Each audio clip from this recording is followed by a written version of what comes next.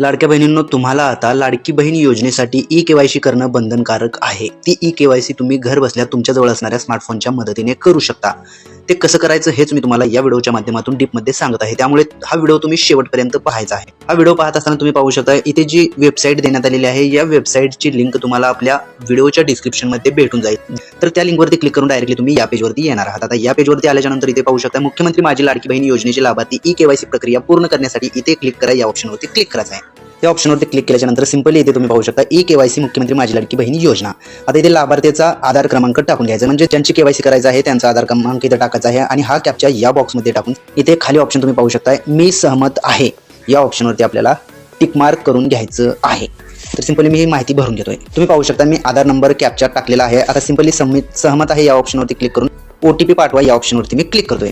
तुम्ही पाहू शकता तुमच्या आधार कार्डशी जो मोबाईल नंबर लिंक आहे त्या मोबाईलवरती OTP गेलेला आहे. तो OTP या बॉक्समध्ये टाकून सिंपली सबमिट या ऑप्शनवरती क्लिक करायचं आहे. सबमिट या ऑप्शनवरती क्लिक केल्यानंतर परत तुम्हाला ई-केवायसी मुख्यमंत्री माझी लाडकी बहीण योजना असं दाखवलं जाईल आणि इथे तुम्ही पाहू शकता वडिलांचा किंवा पतीचा आधार क्रमांक तुम्हाला इथे टाकून घ्यायचा आहे.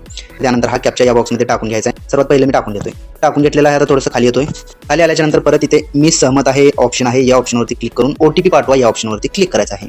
परत तुम्ही जो तुमच्या वडिलांचा किंवा पतीचा आधार नंबर टाकलेला होता त्यांच्या आधार कार्डशी जो मोबाईल नंबर लिंक आहे त्या मोबाईलवरती OTP गेलेला या बॉक्समध्ये आपल्याला टाकून घ्यायचा आहे आणि परत सबमिट या ऑप्शनवरती क्लिक करायचं आहे. तुम्ही पाहू शकता तुमच्यासमोर अशा प्रकारचा इंटरफेस दिसेल. तर इथे सिंपली आपल्याला इथे जातीचा प्रवर्ग देण्यात आलेल्या मोबाईलवरून आपण करून दाखवतो. त्यामुळे इथे जातीचा प्रवर्ग आहे. इथे आपल्याला जातीचा प्रवर्ग आपली जात सिलेक्ट करायचा आहे. त्यानंतर इथे माझ्या कुटुंबातील केवळ एक विवाहित व एक अविवाहित महिला योजनेचा लाभ घेत आहे असं सांगण्यात आलेलं आहे. इथे दोन ऑप्शन आहेत, होय किंवा नाही. तर आपल्याला हे सुद्धा सिलेक्ट करून घ्यायचं आहे.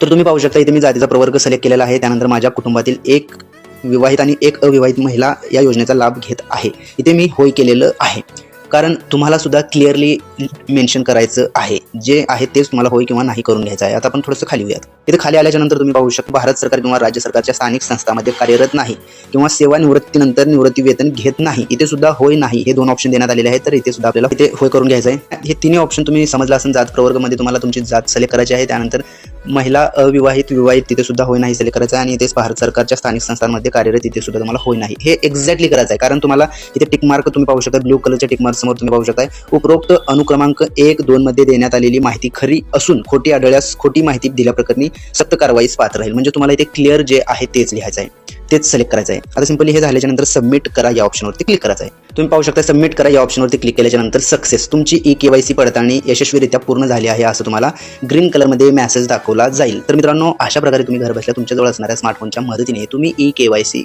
करू शकता.